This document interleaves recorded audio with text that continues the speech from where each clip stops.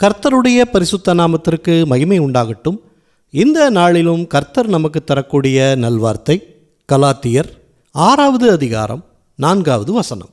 அவனவன் தன் சுய கிரியையை சோதித்து பார்க்க கடவன். அப்பொழுது மற்றவனை பார்க்கும்போது அல்ல, தன்னையே பார்க்கும்போது மேன்மை பாராட்ட அவனுக்கு இடம் உண்டாகும்.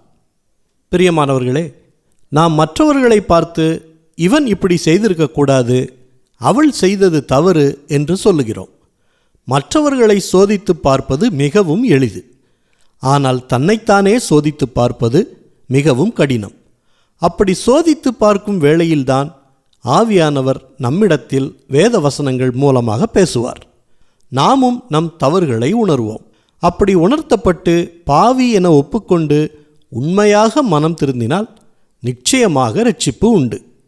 இன்றைக்கு நாம் போகிற வழியை சோதித்து பார்த்து சீர் செய்து கொள்வோம். கர்த்தர் நம்மை மேன்மையாக வைத்து ஆசீர்வதிப்பார்.